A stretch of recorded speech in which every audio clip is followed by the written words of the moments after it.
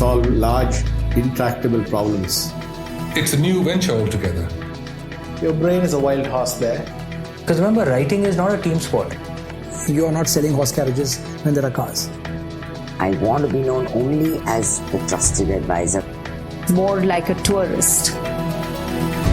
Play to Potential podcast.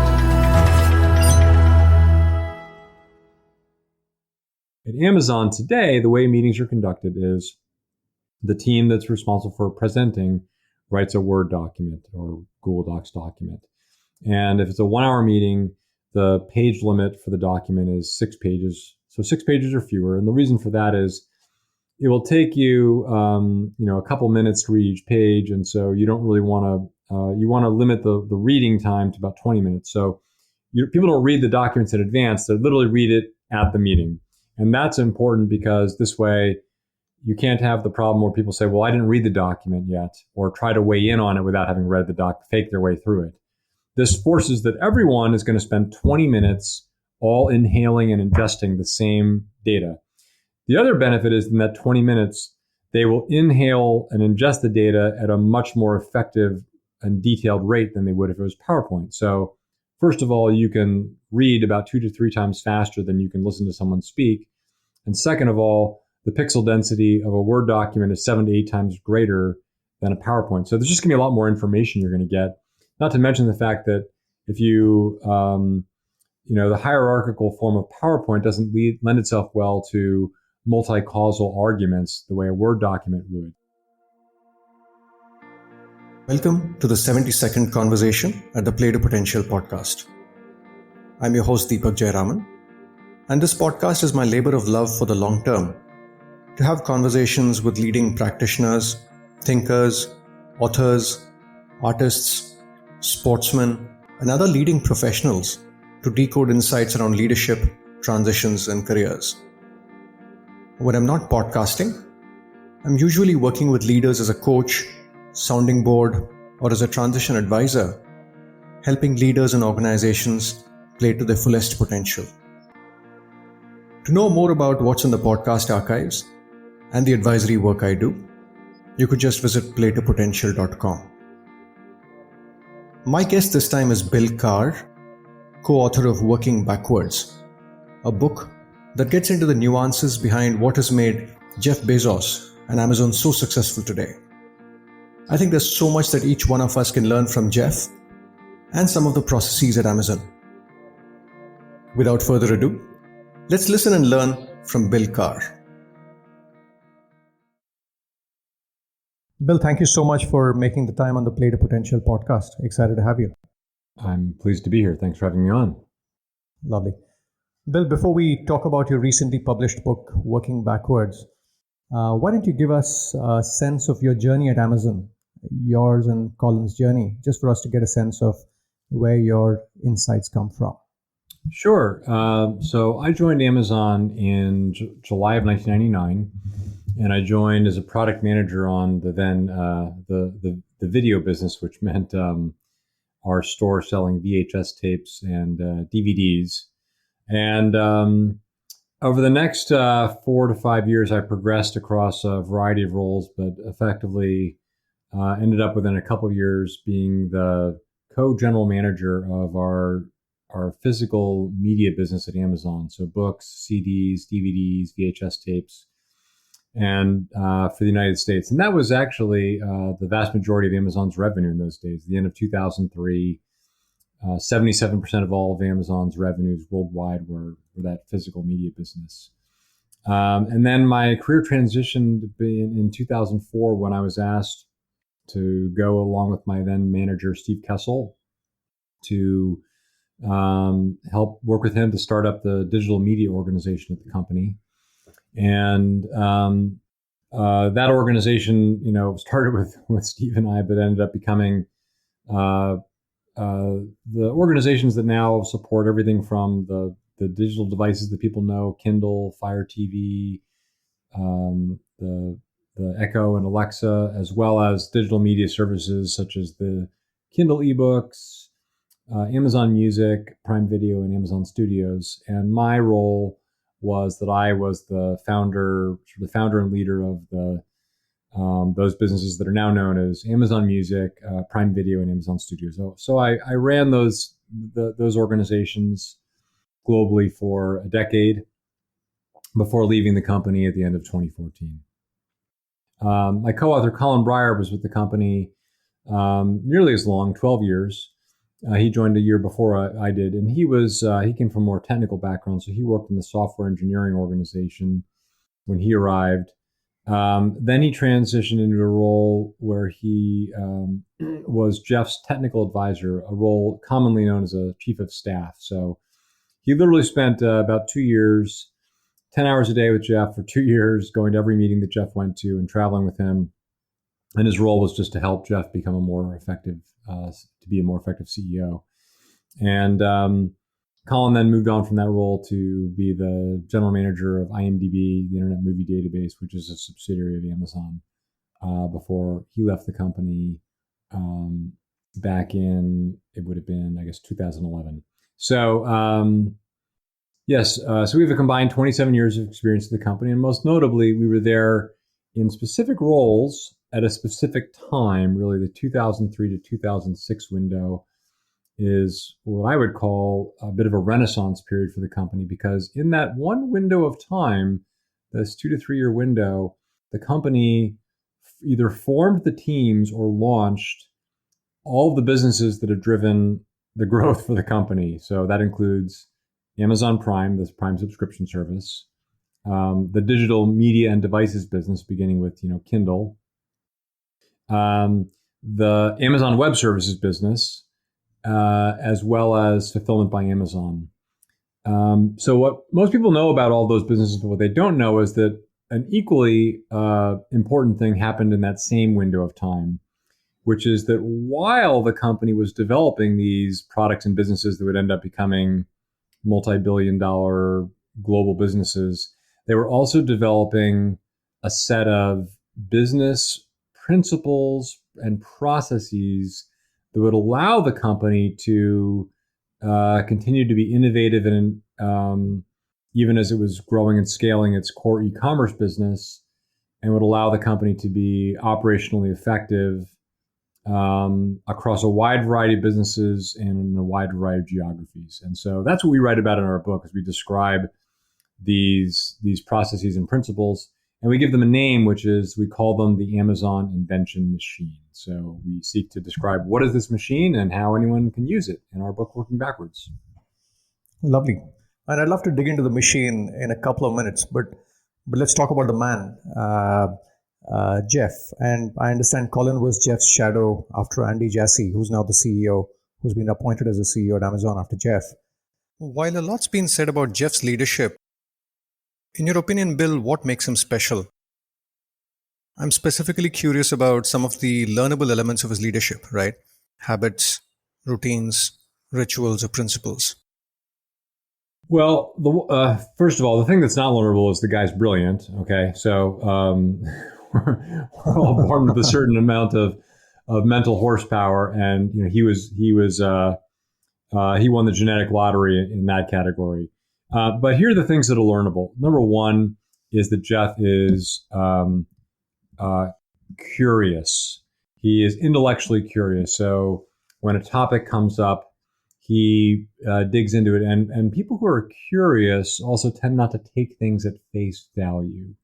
So when a new idea, new product, new issue comes up, and whether that issue is something he learns about in the wild or something that he reads about in a document from someone at Amazon, he doesn't just accept it as fact, and he seeks to look at it from multiple angles and decide what he thinks is the right way to think about it. And we have many examples of this in the book. The other thing that Jeff that's learnable, that's remarkable about Jeff, is the time scale. Is his way of thinking about time. Most of us are actually very short-term thinkers. We don't, many who are so short-term just think about what they're, what's going on, how can they satisfy their needs at this hour. Some of us who are longer-term can think in terms of days or weeks or months or a few years. But Jeff thinks in terms of decades. And, if you want one example of the way in which he thinks at a timescale that's different, just go Google Clock of the Long Now after this podcast and learn about a project that he is financing to build a clock that will run for 10,000 years. And he's also deeply curious about space. And if you think about, space and time, then you realize, of course, that we are A, so small, and B, time is so vast and long. So that long-term thinking, though, comes in very handy when you are trying to be an effective business leader. Another thing that is, learnable about Jeff is the way that he believes that the interests of customers are perfectly aligned with the interests of shareholders. And most businesses don't think that way. They actually, think that the interests of shareholders are all just about how do I deliver the right financial results to them. And in some cases, the needs of customers are at odds with that.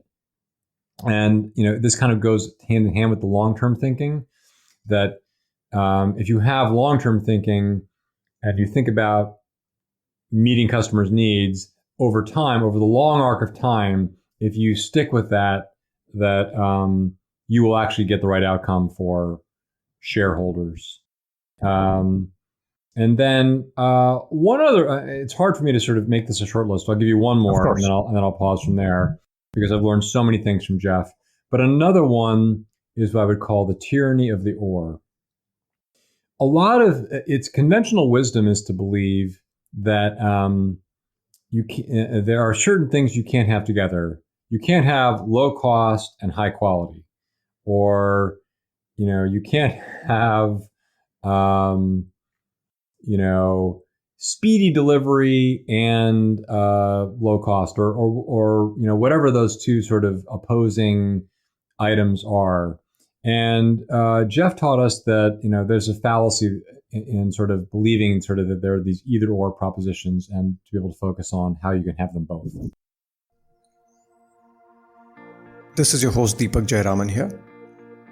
It's fascinating to hear about how Jeff Bezos thinks about time and plays the long game. One of my earlier guests at the podcast, Linda Grattan, a professor at London Business School and the author of the book 100-Year Life, says something similar in the context of our lives and our journeys. She says that given the advances in healthcare, we all are likely to live close to 100 and work well into our 70s. And that would require a very different mindset in the way we think about capability building and our assets, both tangible and intangible. Here's a snippet from Linda talking about intangible assets. Well, as you know, in the book, we talked about 3 types of intangible assets. We talked about productive assets, vitality assets, and transformational assets. And I think really, in your 40s, the productive assets become really important because you need to keep on learning. You need to keep on building new skills. You need to be saying to yourself and to the labour market, I'm still somebody who's got a lot to offer from now until the age of 70.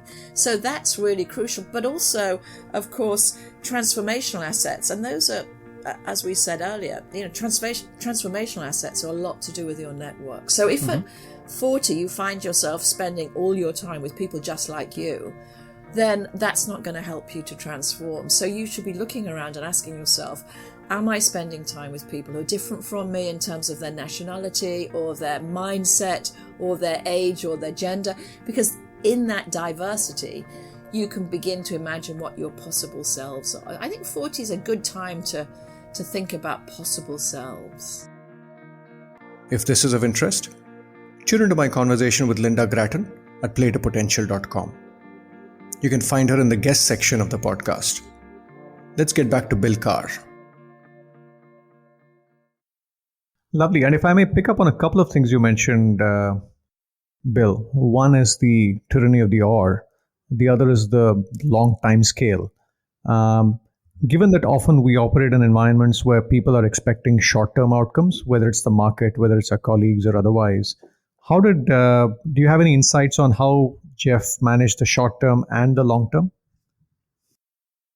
Well, we have, lots and lots of them, but, the simplest example is that all companies encounter this, and we encountered, we encountered this at Amazon. I mean, we encountered the same business problems that Amazon that every other company did, but over time we ended up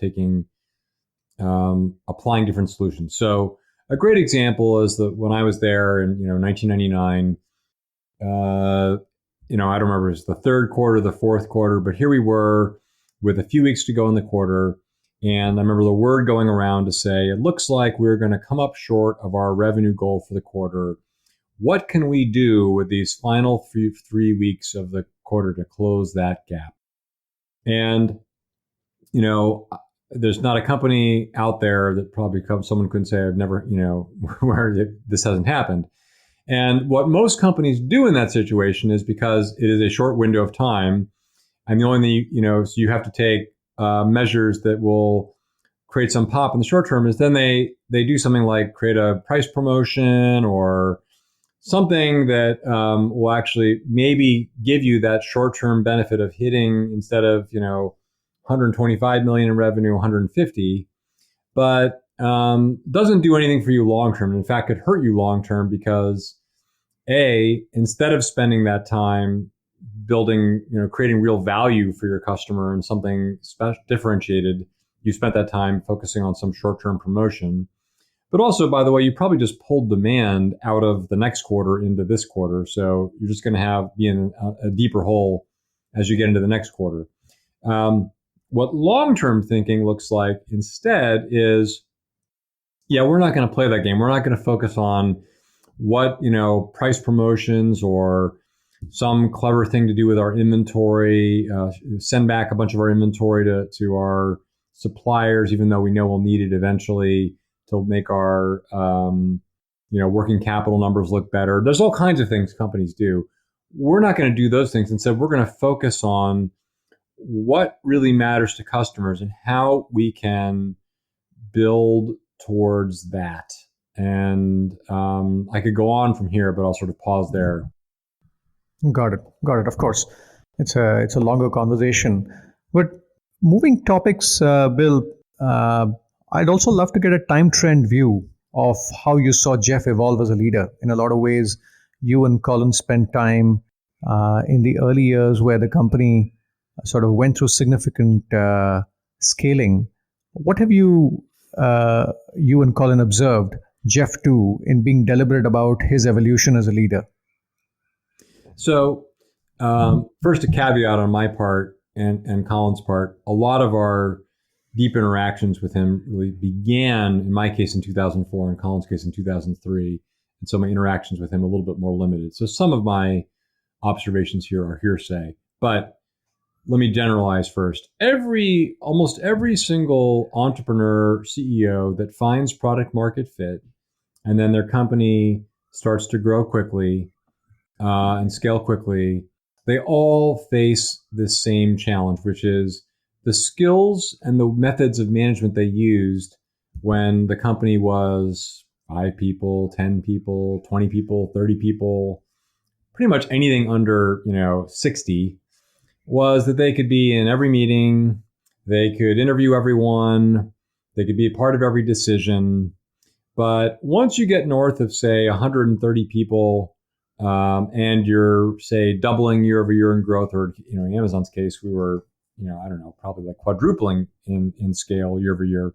That doesn't work anymore, right? If you can't be in every interview, it's just not physically possible. Okay, and so the management methods you may have used, like most startup CEOs would use, say they hold a daily stand-up with the whole company and talk about like what's going on and what we're all working on today. They could be in the interviews. Like, that doesn't work. So there's 2 choices of what can happen at this point.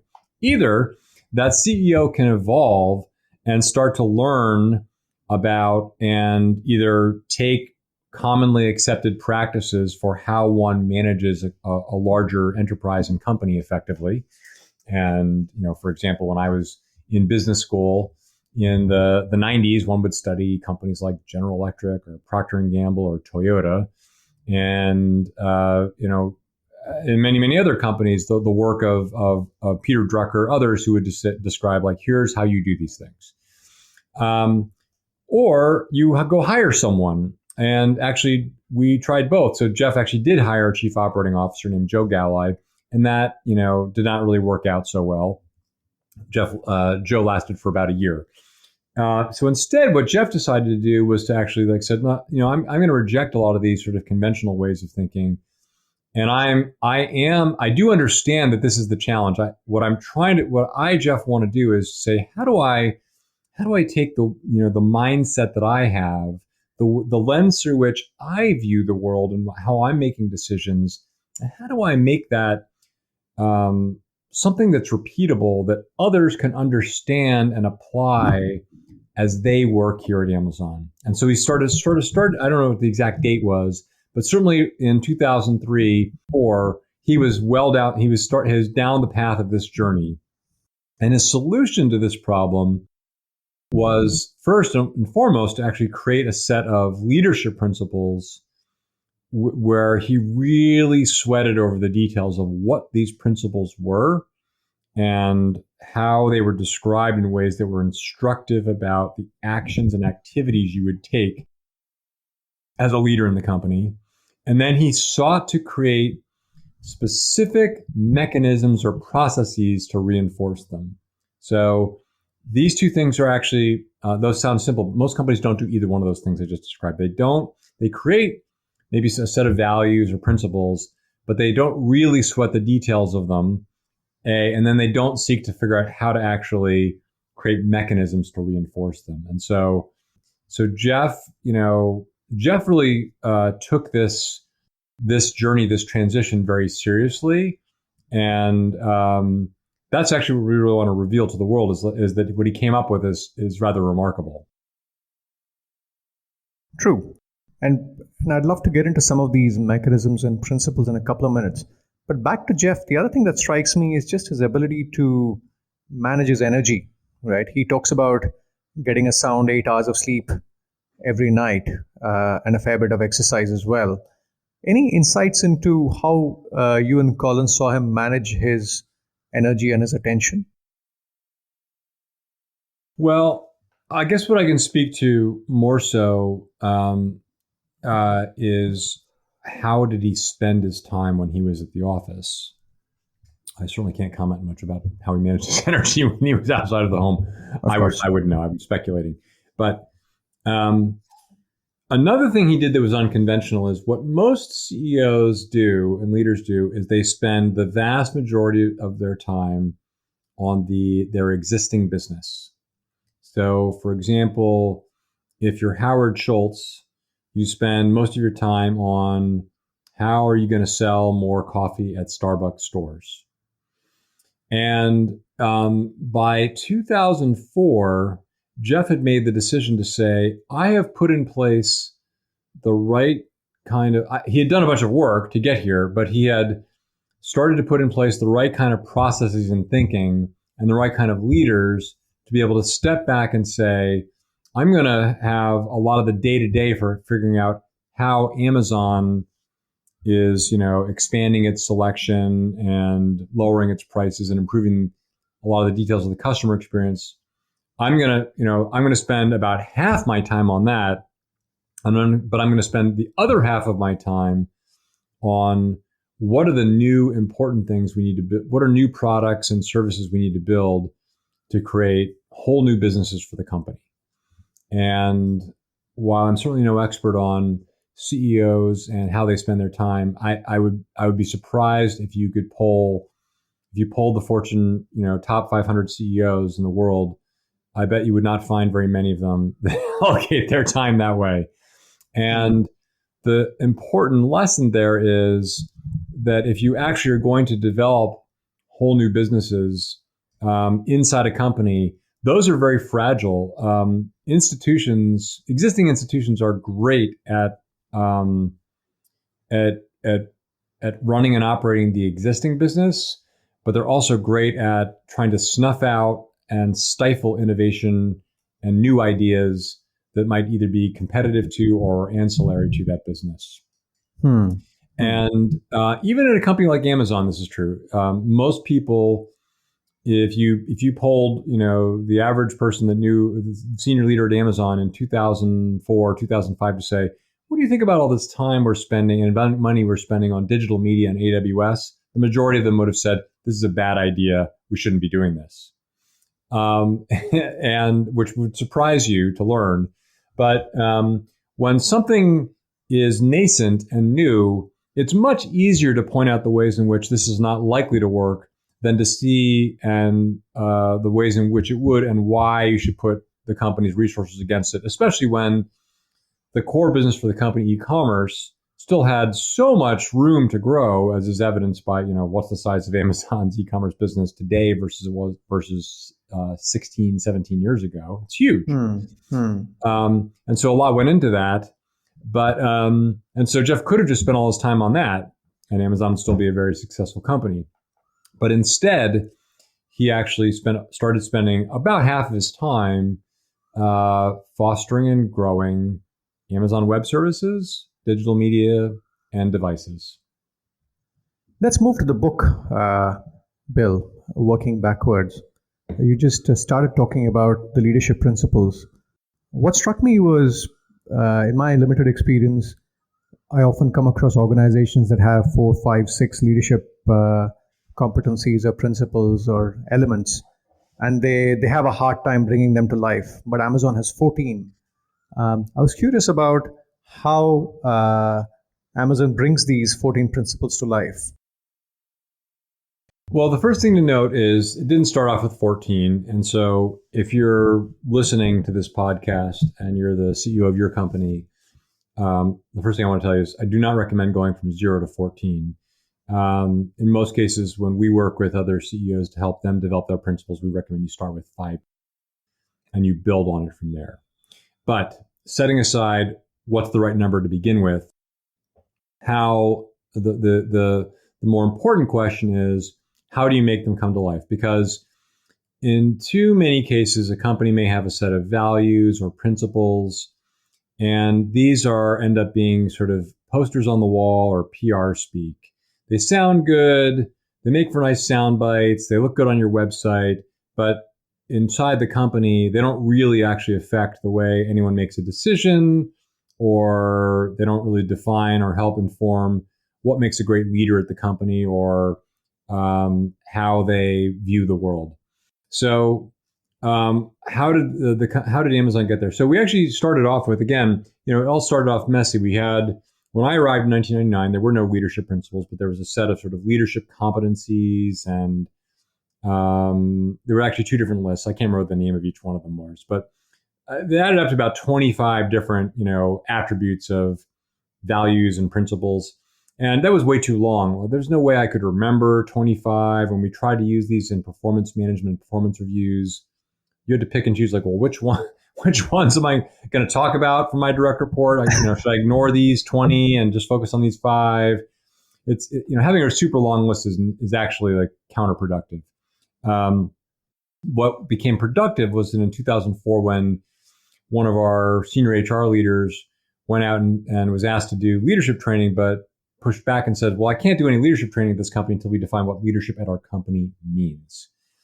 And that is a very, just stop and pause and think about that, because I guarantee you, if again, what CEO hasn't said that we need better leadership training at our company without actually thinking about what that, what does leadership at their company mean? Because we all know that no 2 companies are alike. So given examples of companies people know, like Amazon, Google, Microsoft, these are Apple.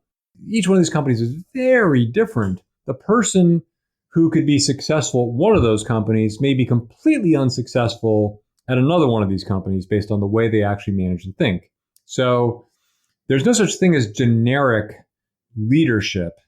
You have, for your company, you have to define what leadership means in your company. And so Robin Andrulovich, the HR leader that took down this project, she went out and canvassed the different leaders in the company, ask them about what defined role model leadership of the company, what were the hallmarks of great leaders, and oh, by the way, based on the vision for where the company was going, what kind of skills and capabilities would we need? And so we aggregated sort of where we were with where we wanted to go into these 10 principles, and they were all very actionable and descriptive. Like if you read those descriptions, you can then actually apply them specifically in decision-making conversations or in a conversation when you're talking about someone you might hire or someone you might or think about promoting inside the company. So that's the first thing, is like you have to actually, do a good job with the creation of these things to make them mean something. And then what Amazon did is they started to create repeatable, scalable processes and mechanisms that would reinforce those principles. So the easiest one to do is your hiring process. So if you define what a role model leader looks like for your company with leadership principles, well, then there's two very obvious things to do with that information. One is that is the information you should use, the criteria you should use to then decide who you should hire. And so you should knit that and weave that into your interview process, which Amazon does. So literally, when you interview for a job at Amazon, you're going to be interviewed by 6 or 7 people.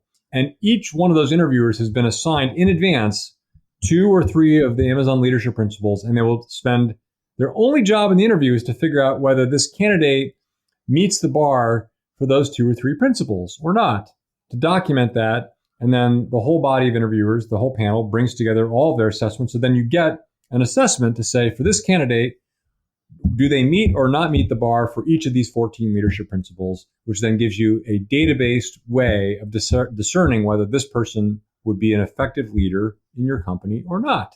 And by the way, when I use the word leader, I mean everyone is a leader, everyone who is in a salaried position, whether you're an individual contributor or a senior manager. So that's so your hiring process is one way. And the other logical way to employ these leadership principles is to think about performance coaching and management. So when you're looking at the people in your company and deciding who are the most effective people, your leadership principles should be that criteria and should be knit into your performance review and management process to use those and to give. And so managers, you give them as coaching and feedback. And finally, the third way is to actually bring them in when you have a hard decision. So if your leadership principle is customer obsession, that good leaders start with the customer, work backward from there. If you're in a meeting where people are basing a decision off of a financial issue or a partner issue or anything other than a customer issue, that's the point at which good leaders in the company redirect the conversation and say, hey, we're not thinking about this the right way. We need to start with the customer and work backward from there. Let's think about it in those terms and now try to make the right decision. So that's what Amazon did. And any company can do this.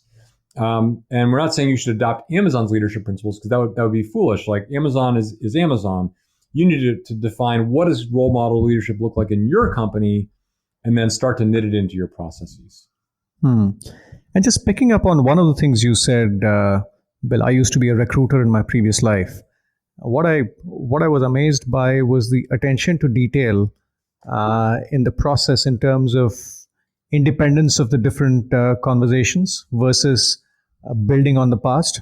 In a sense, in one of the sections in the book, you talk about the fact that initial few conversations actually are independent observations of the candidate, but the bar raiser gets all the context and then sort of pressure tests some of the specific things that he or she needs to probe. Do you want to talk a little bit about the way the selection process is structured to bring out the best decision?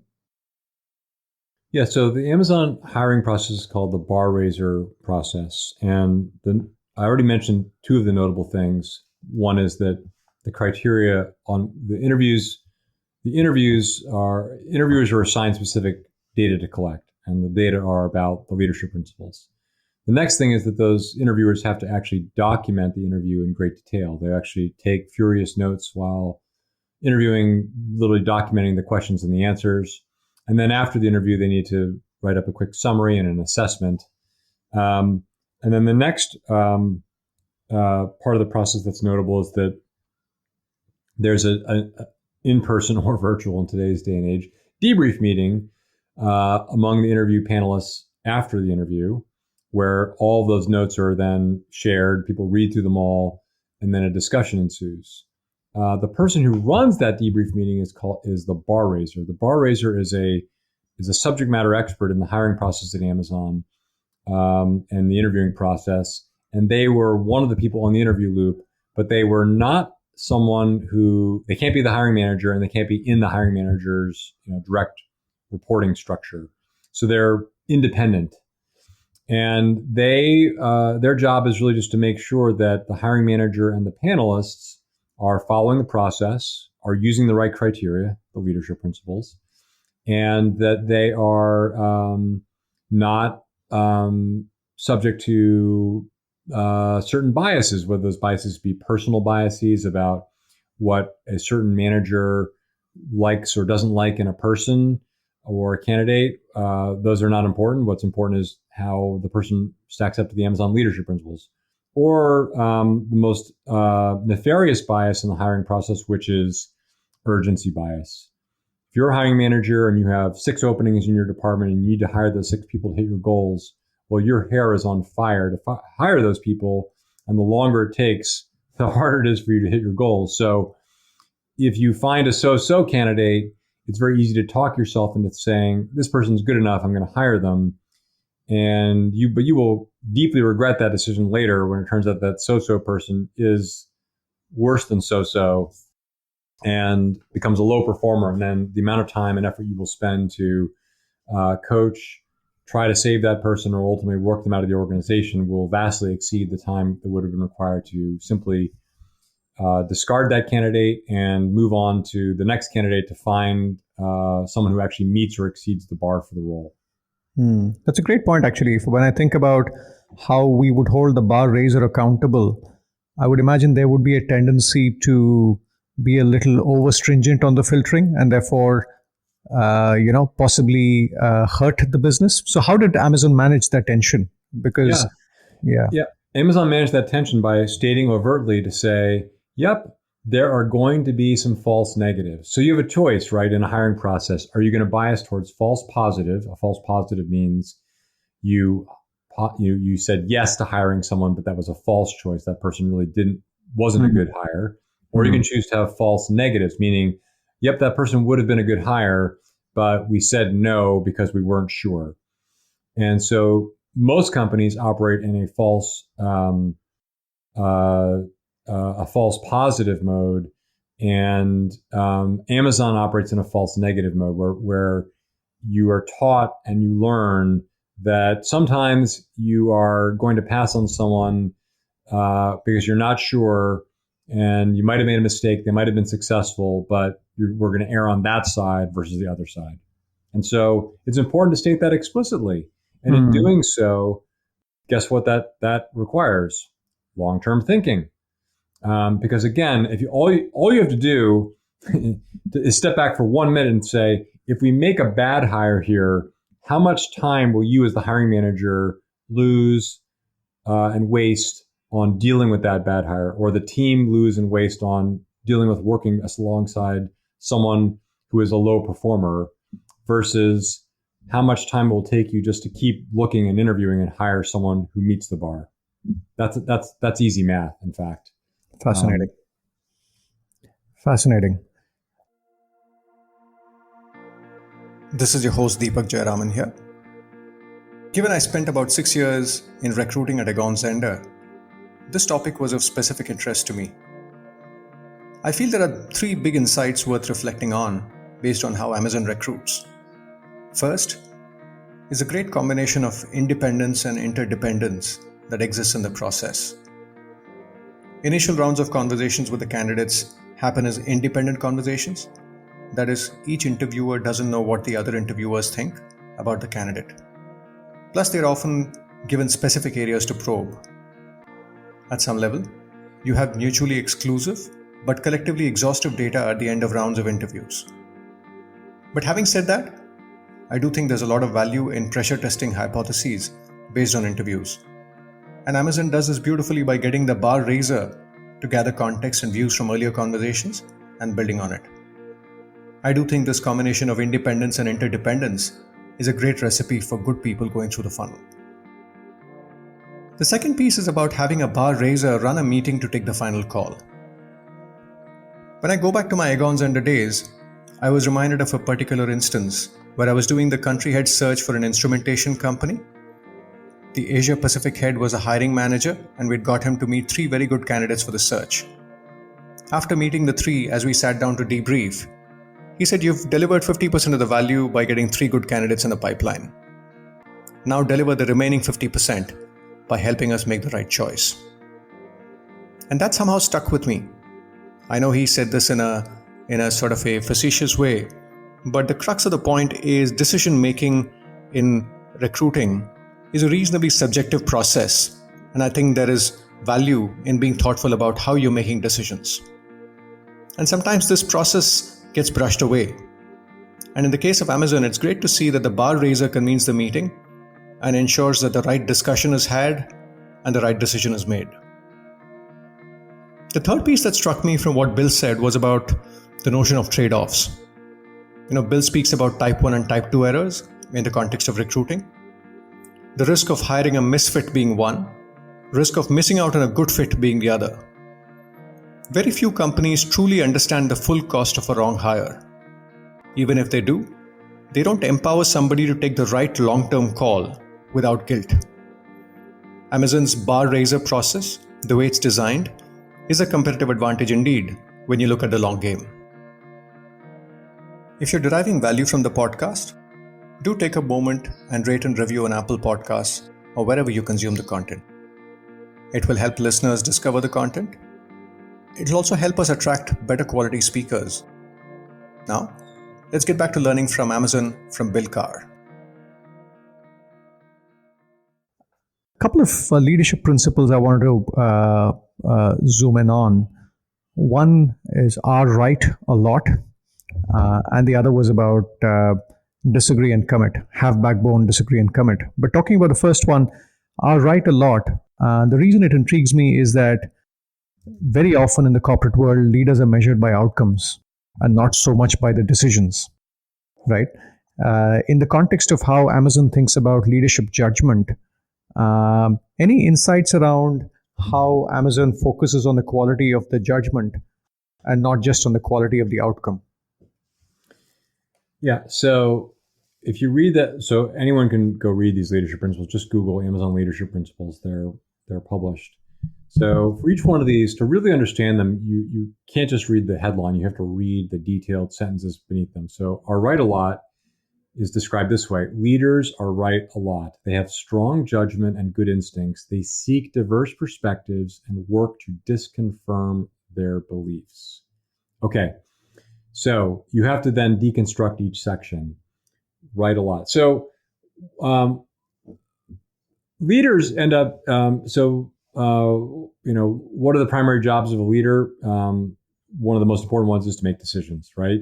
And the easiest decisions to make are ones where the data clearly tells you to choose door A versus door B.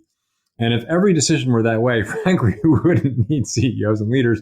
We could all just look at the data, say, the data says this, we're going to go do that. But the reality is, very rarely is that the case. And so what a leader has to do in making a decision is to be able to factor in many variables, a variety of information from different sources and different angles, and distill that all, make sense of it all, organize it all in their head, and use that to make a decision. That is not a skill that anyone is born with.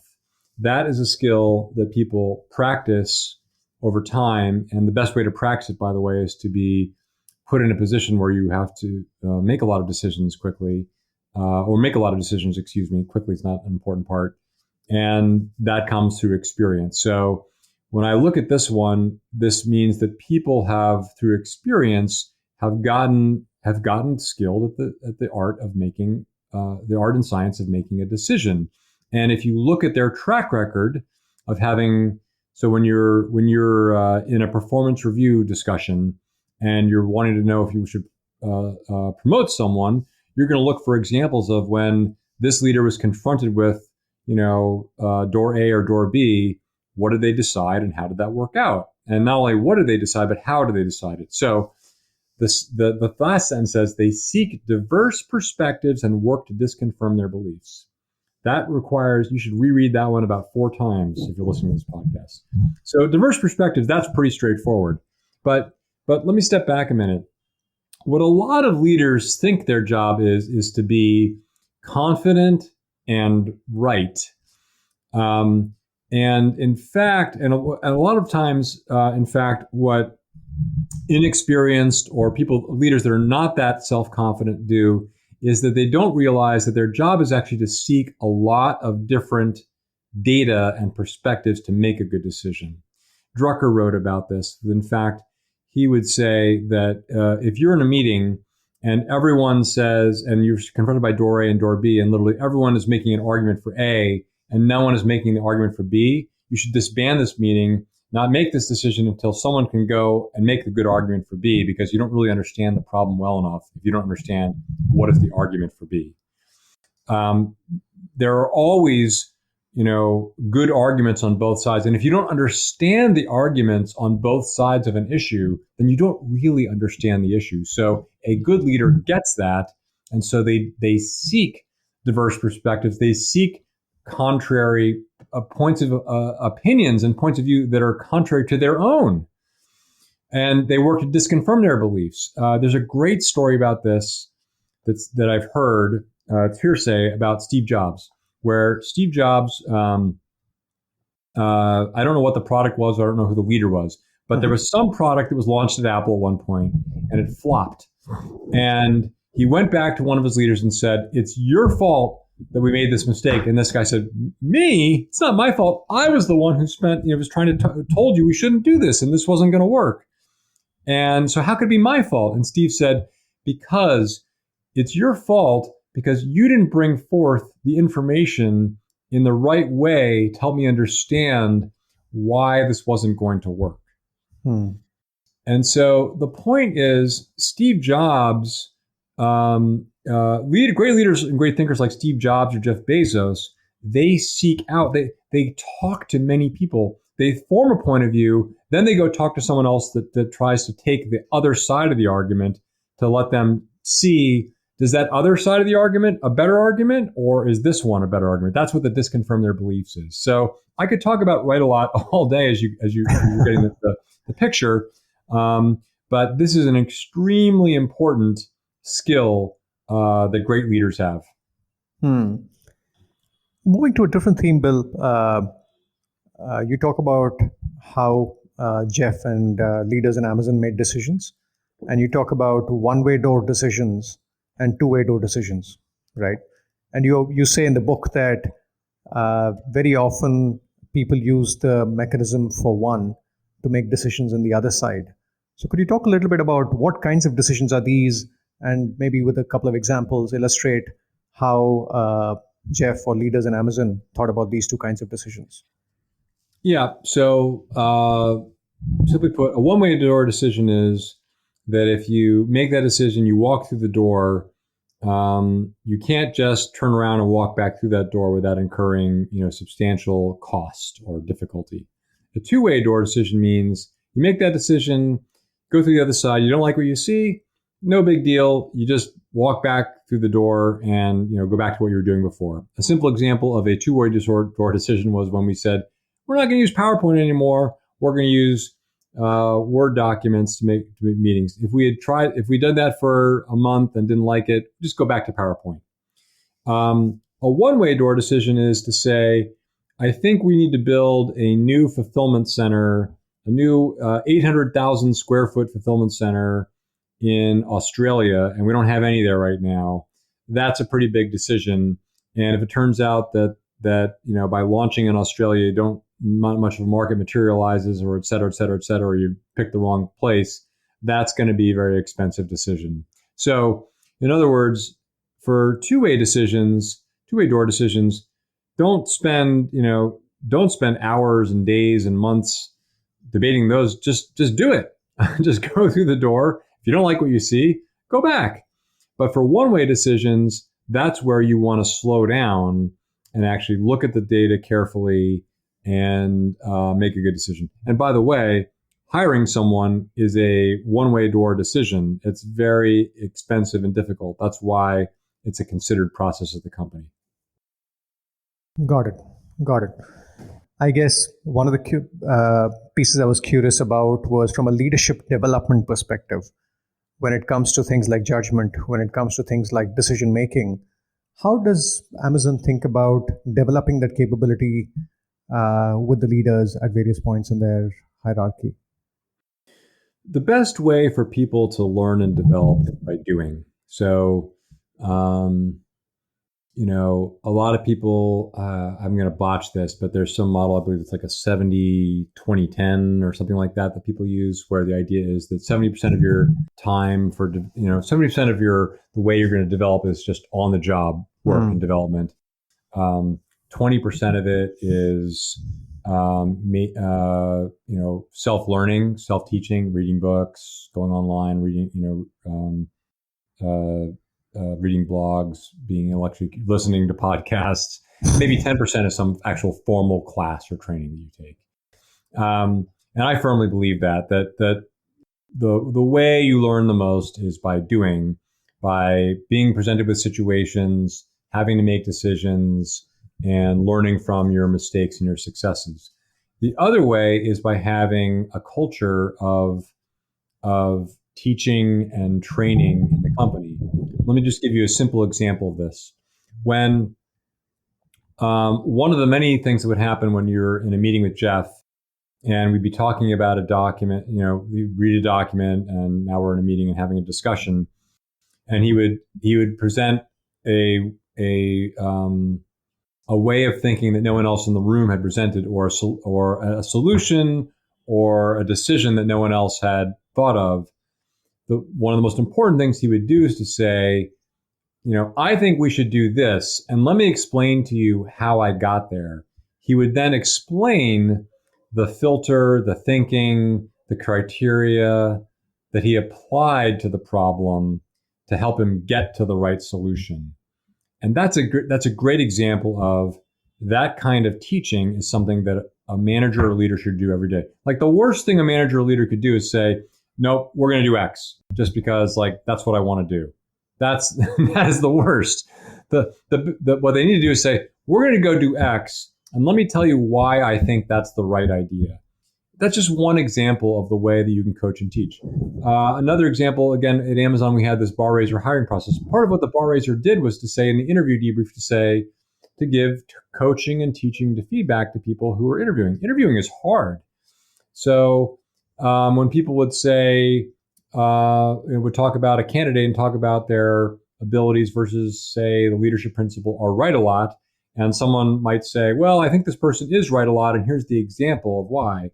If the bar raiser disagreed, they would say, no, actually, I don't think this person is write a lot, and here's why I don't think you're thinking about that the right. Your example really isn't an example of write a lot, it's an example of something else, or it's not a good example at all. And so you want to have that culture of teaching and thinking in every meeting and every decision and every discussion. And to loop back on the theme, the Amazon leadership principles were often a big part of that. Like to say, I'm making this decision because I don't think the customer obsessed way to make this decision is this, where you refer back to some specific leadership principle, or like, I just don't think we're insisting on high enough standards here. So our standard shouldn't be, 99.5 of the time that we meet customer promise. It should be, 99.999. And here's why. The other piece, which I see a lot of organizations struggle with, Bill, is this notion of disagree and commit. As organizations grow large, often they get quite political. And this becomes an issue because there's a lot of passive aggression and other dynamics that come into play. What's been your observation about how Amazon brought this to life? So this is an interesting area, and actually a lot of my thoughts about this topic have actually been colored now during the 6 years since I've left Amazon, where I've come to appreciate more and more that most organizations are terrible about this. And the reason they're terrible about it is because they have not created a standardized and well understood and database and holistic process to make decisions. And I didn't appreciate this until I left Amazon, that Amazon has that. And let me describe to you what that is. So in a lot of companies, the way, especially in an early stage company, here's how a decision gets made. Someone who runs department X walks up to the CEO in the hallway and says, "Hey, CEO, I have this idea that we really need to go do X, Y, Z, and here's why I think that's a good idea. What do you think?" And the CEO says, "Yeah, great, go do X, Y, Z." And that is how a lot of these decisions are made. Now, if the peer to that person who got the CEO to approve it will later hear about this and say, "I don't agree with that at all." And so what is their recourse for how they're going to deal with that? And usually the recourse seems political, because they then say, well, the recourse is that they go up to the CEO in the hallway and say, "Hey, I heard that you told Joe that you could go do X, Y, Z. Well, let me tell you why I think X, Y, Z is a bad idea." That now seems like an affront to Joe. It seems like a political attack on Joe. And, maybe it is. Maybe this person doesn't like Joe too. But really what's going on here is this company, and a lot of companies, just don't have a good forum for decision making. That is a terrible and unproductive way to do it. A better way is that if I'm the CEO and someone comes up to me and says, "Hey, I really," or in a one-on-one or whatever forum says, "I really think we should go do this important new initiative." I say, "Great, go write up a document describing your proposal and your plan. Be concise. It needs to be 6 pages or fewer. And if it's an hour-long discussion that's going to be required, or 3 pages and fewer if it's going to require a 30-minute discussion, write it up. And then at the next executive management team meeting, we'll put your topic on the agenda. And then the CEO and all the other executives, and oh, by the way, any other key stakeholders that need to be in this meeting, invite them in too. And we'll all read this document, and then we'll have a discussion about your idea and debate and discuss this topic and go from there." And so I would argue that, in fact, part of the reason companies are so bad at this is because they don't do that. They don't have this system of that the CEO should never just make a hallway decision with someone else. The CEO should always be inclusive. Go back to our Write a Lot. They seek diverse opinions, and they seek to disconfirm their beliefs. Well, you can't do that in a hallway conversation. You need to have a group. Now, this sounds like, oh my gosh, now you're going to have so many meetings, you're going to slow down. Well, you need to be able to do this to have a high-functioning organization. You need to have a clear method. And oh, by the way, when you have that meeting to review the topic, you're either going to come out of that meeting saying, well, there are some takeaways from this, that the owner of this idea needs to go do X, Y, and Z and come back to us before we can decide, or you just decide. So you have to have a very clear process for understanding of how you're going to decide and when you're going to decide. And if you don't have any of these things, then yes, all you have will be politics, because your decision making will be siloed and random. Got it. And picking up on, sorry. But sorry, but you asked specifically about disagree and commit. Yes. This is actually related to this topic. The way to make this be effective is in those meetings, when you disagree, even if the whole room says, I agree with this proposal from Joe, even the easy thing to do would be to go along with the group, and for the sake of social cohesion, just say, yep, sounds good, I agree with you too. But actually the right thing to do is to say, no, based on my data and my experience, I don't think we should do this, and here's why. But once that information, and then to make sure that their point of view is heard, but once it's been heard, and once it's clear that the other people in the room and the CEO acknowledge that and understand it, and have factored that into their decision, and they say, yep, I hear you, I hear those concerns you have, but we're still going to go do this because of X, Y, and Z. That's how this process should work. And then the person that brought up the concern should then say, got it. Now I understand, even though I disagreed then, and I may still disagree, now that we've factored in all the information and I had my day in court to make my case, we've made this decision and I will back it up like it's my own. Just picking up on one of the things you spoke about, Bill, written documents. The other thing that struck me was how Amazon uses the written word to develop and communicate, and has almost turned that into a competitive advantage, right? And having been a consultant in my past life, I've grown up in the PowerPoint school of communication.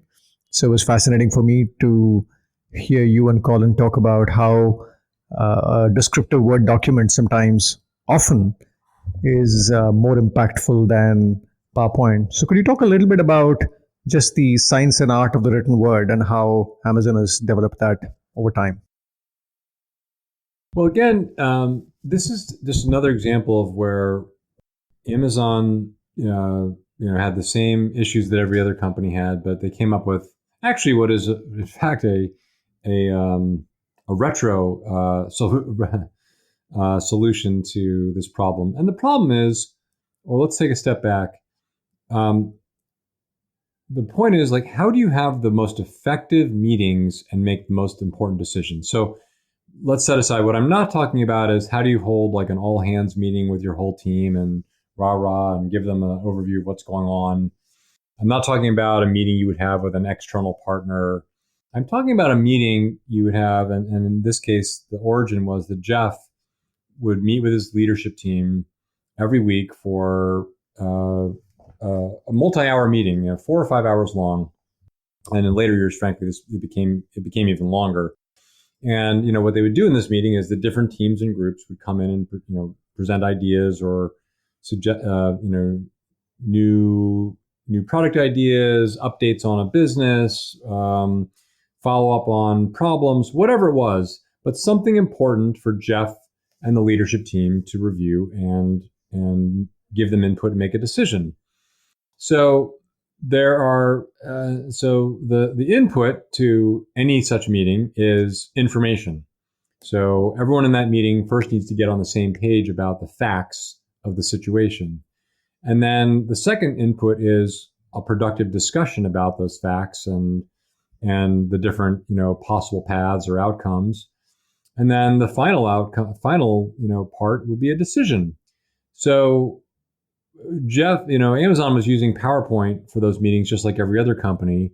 But, who here hasn't had an experience with a PowerPoint meeting where either any of a number of things happened. Number one, you and the audience were frustrated because you just felt like you could, it took forever for the full story to come out, or you're frustrated observing when some other executive jumps in 2 slides in and starts asking the person a series of questions, and the presenter says, "Oh, all that information is in subsequent slides. Would you like me to answer that now, or would you like to wait till then?" Or just that the amount and the depth of information presented in a PowerPoint is so thin and so minimal that you don't really feel like you have a full grasp of the details. So Jeff and Colin were talking about, after a day of a set of meetings where it just felt like frustrated that they weren't, having productive enough meetings, they decided to try something new. And they said, let's try, they were influenced by Edward Tufte, the Yale professor. And he suggested that better way to conduct meetings is with a written document or narrative. And so we sent out a directive, said from now on the meetings, with Jeff and the S team are going to be with a Word document. And this was setting aside the change management, the like cold water on people to make this adjustment. What we found over time was this was just a much more effective way to conduct a meeting. So at Amazon today, the way meetings are conducted is the team that's responsible for presenting writes a Word document or Google Docs document. And if it's a 1 hour meeting, the page limit for the document is 6 pages. So 6 pages or fewer. And the reason for that is it will take you, a couple minutes to read each page. And so you don't really want you want to limit the reading time to about 20 minutes. So people don't read the documents in advance. They literally read it at the meeting. And that's important because this way you can't have the problem where people say, well, I didn't read the document yet, or try to weigh in on it without having read the doc, fake their way through it. This forces that everyone is going to spend 20 minutes all inhaling and ingesting the same data. The other benefit is in that 20 minutes, they will inhale and ingest the data at a much more effective and detailed rate than they would if it was PowerPoint. So first of all, you can read about 2 to 3 times faster than you can listen to someone speak. And second of all, the pixel density of a Word document is 7 to 8 times greater than a PowerPoint. So there's just going to be a lot more information you're going to get. Not to mention the fact that if you, the hierarchical form of PowerPoint doesn't lend itself well to multi-causal arguments the way a Word document would. So a good author of a document takes points out many different data points and strings them together and tells a story for the audience, so that they're in fact more well informed after that 20 minutes. And then you can use the next 40 minutes to actually to get feedback and questions from the various participants in the meeting, and then have a lively discussion to debate and discuss the right decision or outcome. And so for those of us that have been, at Amazon that have been using this method for several years, I can tell you that it's quite frustrating and chilling to go back to the PowerPoint world where, candidly, you can't help but think that everyone else is at a huge disadvantage because you simply do not have as much information in the meeting, and you simply are wasting a lot of time with this delivery of the presenter. Not to mention a lot of biases come in play about the skill and suave style of your presenter versus the substance of the document. So Amazon, went to this method, and I believe it is a huge competitive advantage that they have. The fact that they conduct meetings based on Word documents, PowerPoint, Google Docs, a written narrative versus PowerPoint. And just picking up on one of the things, Bill, we spoke about the written word, but we didn't specifically talk about the PRFAQ. Do you want to spend a couple of minutes talking about what makes this so unique and why it makes Amazon distinctive? So there are a lot of ways to do new product innovation. Some companies will build prototypes. They'll create an R&D unit, and they'll make in a lab, and they'll create prototypes of different technologies. Another common way that we were using at Amazon was to first develop mock-ups, work with designers to create a mock-up for what the website or in later years an application would look like for a specific service. The challenge with many of those methods is they're in fact very heavyweight. If you want to create high-quality mock-ups of a new product idea, you need talented designers. You need to spend a lot of time thinking through the details. And it could take you, several weeks to come up with high quality mock-ups. A prototype might take months. But what you really want at the beginning of a product development process is a very lightweight way to allow you to consider, evaluate, and discard and narrow down from a big list of ideas to a small list. And so what we came up with is a process called the working backwards PRFAQ process. And so the lightweight way that you use this process is you start by writing a press release, which is typically the last step in a product development process. And the reason you start there is that when you're writing the press release for a new product, you are hyper-focused on the customer. You are hyper-focused on describing what is the big problem that you as the customer have, and why is this product the solution to that problem? And so in doing so, you can, and a press release, would be less than 1 page long. So anyone who's creative and innovative you could come up with 6 or 7 or 8 of these in a day. But when you come up with and you have a group of people doing innovation and brainstorming, you can come up with 30, 40, 50, 100. But it doesn't take very long to read a 1-page press release. But after you do so, you can quickly kind of weed through and see which ones actually seem the most compelling. Which ones are you really solving an important problem for customers? And in which case is the product solution elegant enough? And in which cases, is this product problem and solution big enough that it can result in a big business? And once you find a good press release, and oh, by the way, in many cases, you have to do like 8 or 9 or 10 drafts to sort of get to that point. But once you've got a good press release, then you can take step 2, which is the FAQ process. And this is where you would write down a series of FAQs.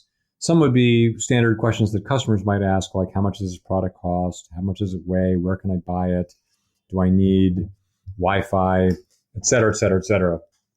And then you'd also answer a lot of the questions that your team internally would ask. Well, how many engineers will be required to build this product? What kind of marketing budget will you need? Will you need an inside sales team to help you sell it? What hard technical problems will we need to solve? So then the point is, though, you've started with the press release at the customer and envisioned an ideal product solving an important problem. And then from there, you start to work backwards to step into what are the different challenges and constraints they'll need to solve, which you address in the FAQ to make this viable. And then taking it as a whole, you can then see with the press release, is this an exciting product? And then in the FAQ, is this viable and what will really take? And you can really evaluate a new product idea fairly holistically, but in a lightweight manner that anyone can write a PR FAQ. Got it. And just sticking to the theme of running efficient and effective meetings, right? And page 139 in the book, you talk about WBR, Weekly Business Review, being Amazon's most expensive and impactful weekly meeting. Could you talk a little bit about what is it about how Amazon runs meetings, which is learnable for the outside world?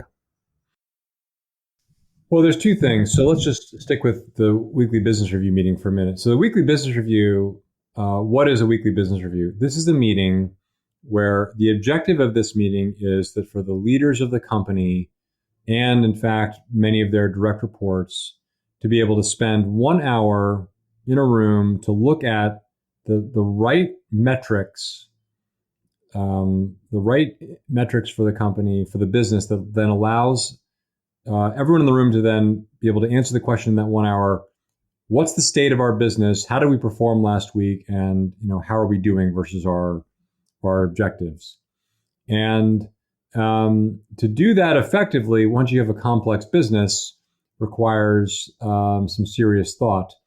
The method that Amazon developed over time to do this is to focus the vast majority of the time in the meeting on what are controllable input metrics, and to come up with a very specific method of displaying the various metrics so that it's possible for a room of, say, 60, 70 leaders and executives of the company to actually review the business from end to end and cover several hundred metrics in that period of time in an effective manner. And first of all, what is a controllable input metric?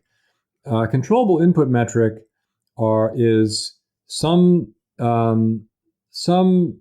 metric that relates to actions that you and the company can control and take to actually affect the outputs, which are financial metrics: revenue, free cash flow, gross margin. And in the case of Amazon, for instance, which is the retail business of Amazon, in fact, any retail business, 3 of the controllable input metrics are: what's the selection of items that customers have to choose from to buy? What are the prices of those items, especially relative to the competition? Or are they priced competitively or not?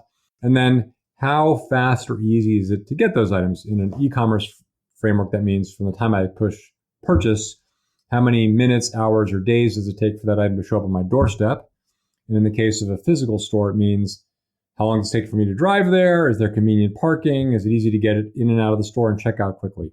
So what Amazon figured out is to actually create lots and lots of detailed metrics that help speak to each one of those inputs, and to put them into a graphical format that allows you to actually view exceptions and then spend time in the meeting talking about metrics that either ticked up in an exceptional way or ticked down, whether that's good news or bad news, and talk about both the good news and bad news in the meeting in an objective and dispassionate way to say, this metric went down and here's why. It could be some error in the system that you made, some error of judgment, a process, and then to use any of those anecdotes and errors to actually discuss and learn from them as a leadership team.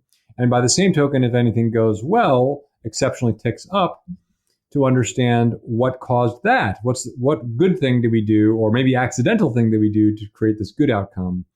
And so, in a nutshell, the weekly business review is which we detail, provide a lot of detail in the book to describe how this works, is a specific mechanism the company came up with to really evaluate how the business is performing each week. Got it. Just picking up on one of the things you said, Bill, feedback, right? You spoke about the bar raiser giving feedback to the other interviewers.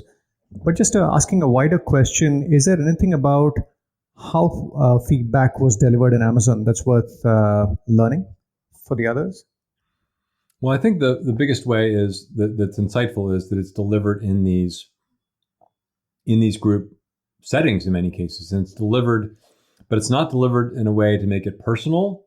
And it's not delivered in a way to be demeaning of others, but it's delivered in a way that many people feel reluctant to do, to like call out the way someone has, thought about an issue or problem, to give that kind of feedback in a group setting. But the reason to do it that way is that you create a culture of learning and learning from others, when people realize not to be defensive about it's not a test where every day, if you get any wrong answers, you're going to be punished for it. We're all going to get wrong answers.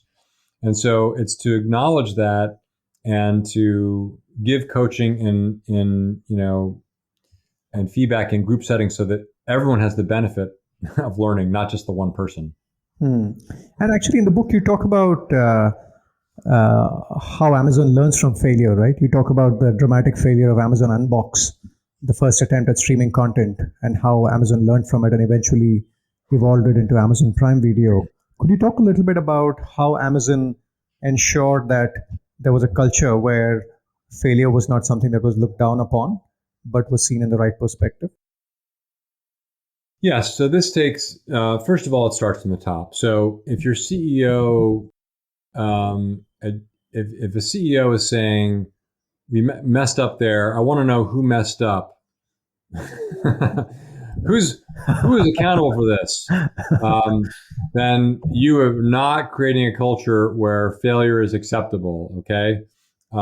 If when people screw up, make them take a well-calculated risk, try something new, and it doesn't work, and you fire them for it, you're definitely not created a culture that accepts failure and innovation. So there are a relatively unlimited number of books, articles, podcasts that all talk about how a company can be more innovative. Like, if you have 50 CEOs in a room and ask them, who here wants to be more innovative? You'll get 50 hands to raise and say, okay, great. Now, if you ask that same set of CEOs, okay, great. Tell me about give me 3 examples of things that your company has done in the past, 2 years where you thought it out in detail, you took a big risk, and it didn't work. And you're going to get very few hands that are going to come up, because most cultures, society, and Wall Street seek to punish failure. But you cannot have innovation without failure. It's not possible. If anyone thinks that Steve Jobs got it right every time or Jeff Bezos got it right every time, they've not studied them very closely. It's like anyone who's a golf fan. If you watch the golf highlights, you only watch the people hitting great shots and draining good putts. Where you're not watching all the times that the pros make a mistake and hit it into the water, and we all make mistakes. And so you have to have a culture that accepts failure and then seeks to learn from it. Now, it's not okay to have a culture. It's not okay to have a culture where people fail because they didn't work hard, they didn't try hard, they didn't think it through, or they make the same mistake multiple times in a row. Like that. There's good failure and bad failure. That's bad failure. Good failure is where teams say, here's a new process or product or project. It's well thought out. If it succeeds, there is a big, the payout for our company is going to be big. And you want your people in your company to focus on those kinds of risks. And that if you do that, yes, some very meaningful percentage of the time you're going to fail. And so you can't have a culture where you punish, fire, belittle people when that happens. You have to have a culture that's supportive and helps them understand and separates people from the inevitability of failure. I want to go back to the discussion we were having about decision making, Bill.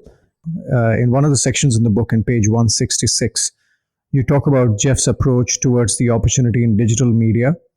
You go on to say that his first action was not a what decision, but a who and a how decision. I found that quite thought-provoking in terms of how leaders should think about pursuing opportunities. Do you see it as a what decision or as a who decision? Do you want to talk a little bit about that? Yeah. So to set some context, the date it's January of 2004, and in 2003, as I mentioned earlier, Amazon exited the fiscal year having $5.7 billion of revenue, of which 77% were media products, but 100% of those media products were physical, books, CDs, DVDs. However, in the marketplace, it's very clear that media is going from physical to digital. There are now more than 1 million iPods out there. There are countless millions or tens of millions of people using Napster to share songs. Photography has already gone from physical film photo processing to digital. So it's very clear that it's just a matter of time before people are going to be reading their books digitally, listening to music digitally, and that these physical businesses will go away. So what would most companies, when presented with all this situation and presented with that the current product leader in the digital media space, the hot item is the iPod and iTunes, 9 out of 10 CEOs would probably call an emergency, meeting of their leaders and say, we've got to come up with our own iPod and iTunes. We got to fight back, and would scramble some team to go focus on that and focus on getting some clone or copy of iTunes and iPod out as fast as possible. And this is a bit of an overgeneralization, but I think those of us that have been around would know that is often the way that a CEO would think about it. So that's not what Jeff did. Instead, Jeff said, the first thing I'm going to do is going to take the head of our largest business, the media business, Steve Kessel, and then his lieutenant, Bill Carr, and I'm going to ask them to stop working on that largest business and start focusing exclusively on digital media. That is also unconventional. What probably would have typically happened is he would have asked Steve and I to sort of start working on digital media as part of the physical media business. Because, by the way, it feels like a demotion to people running the biggest business in the company to now work on something that has no revenue and might not work at all. But if we had done that, it would have been a part-time thing, and the existing business would have always taken the majority of our time and bandwidth. So instead, by spinning us off, now we had no choice but to focus on digital media fully. And then the second thing we did is to take a step back and say, okay, our media business is books, music, and movies and TV shows. Apple's already got this product. What should we go and build that's going to matter and will be meaningful? And it wasn't to go build an iTunes, iPod competitor. It was instead to say, let's brainstorm and spend weeks and months iterating and coming up with different ideas to come up with what we think we should do, which is what we did. And then eventually we decided on a what. So the first step was who. It was Steve and I, and then we brought some other people into the team.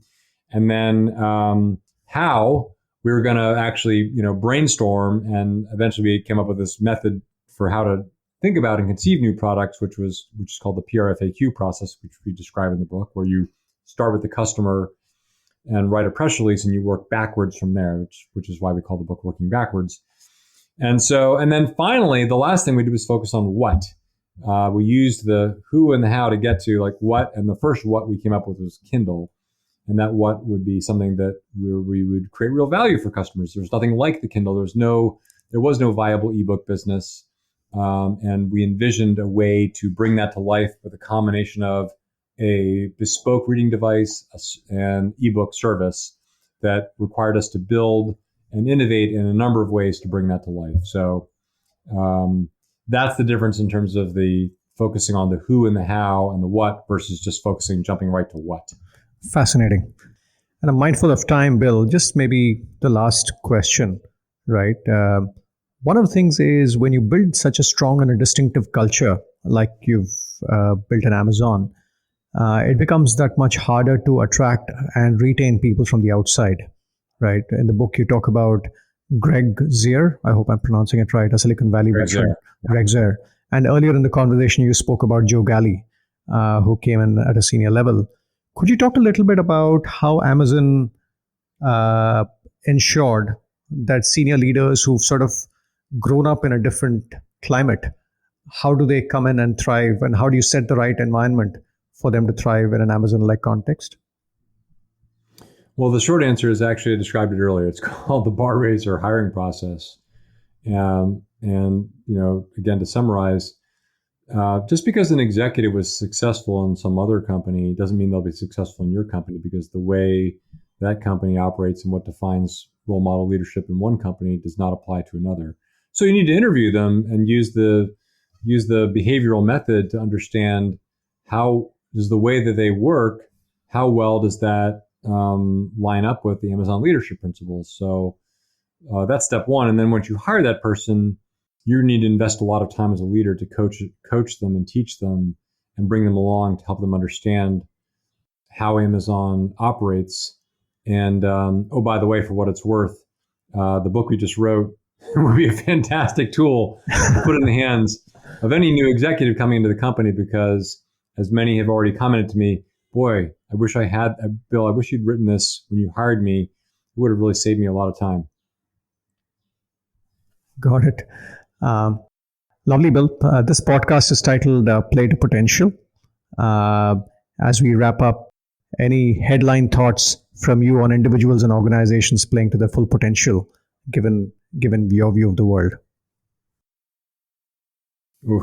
I don't know. There are a lot of great companies out there, and there's a lot of different ways to run a great company.